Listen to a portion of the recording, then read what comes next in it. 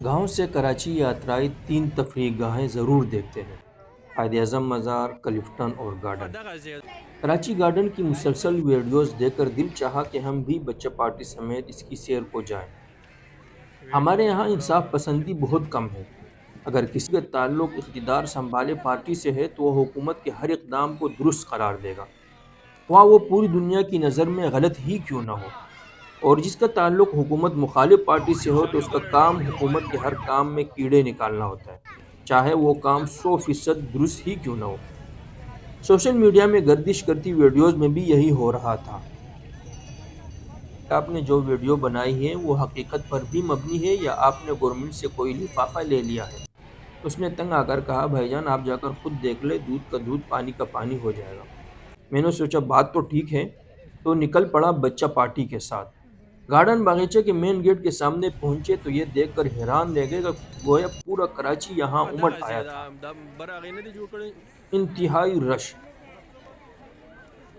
مجھے یاد آیا کہ آخری مرتبہ گاؤں سے ہی آئے ایک مہمان کے ساتھ بادل ناخواستہ اس کے لیے یہاں آیا تھا۔ ہر طرف الو بول رہا تھا، آدم نہ آدم کی ذات۔ مین گیٹ سے داخل ہوا تھا تو کیچڑ نے ہمارا استقبال کیا تھا۔ اس مرتبہ نقشہ بالکل ہی بدل چکا تھا۔ زمین کی بھرائی کر کے اینٹوں کی فرش بچھائی گئی تھی، صفائی ستھرائی کا خاص انتظام ہوا تھا۔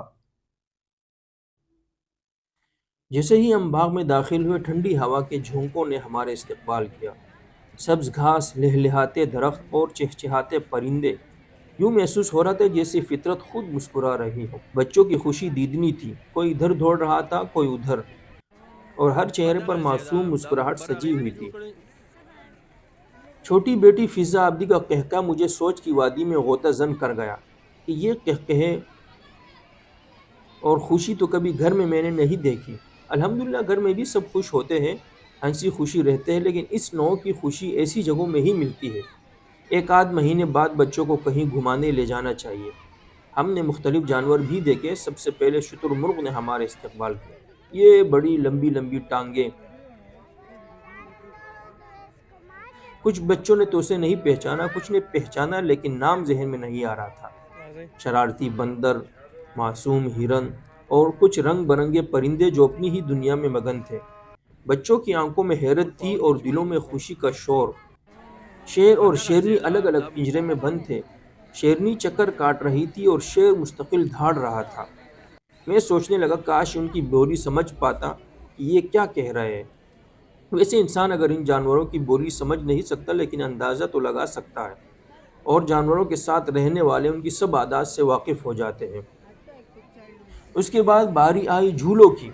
بس پھر کیا تھا، بچے ایسے جھولے جیسے ہوا سے باتیں کر رہے ہوں۔ کسی نے سلائیڈ لی، کسی نے جھولا اور کسی نے گھومنے والا جھولا۔ قہقہوں کی آوازیں پورے باغ میں گونجنے لگی۔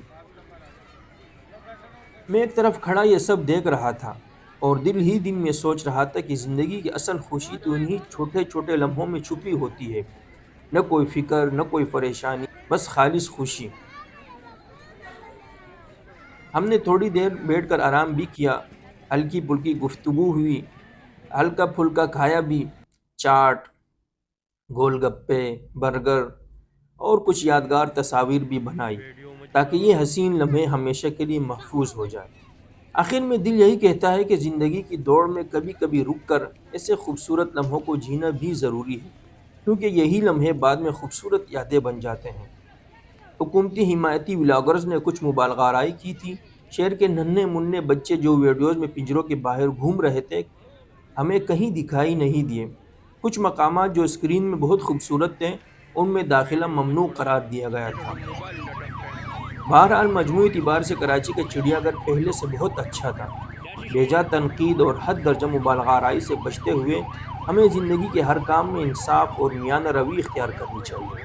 آج کی محفل میں اتنا ہی۔ اگلی ملاقات تک کے لیے اجازت دیجیے گا، اس کے ساتھ ہی اپنا اور آس پڑوس کا ڈھیر سارا خیال بھی رکھیے گا۔ اللہ حافظ۔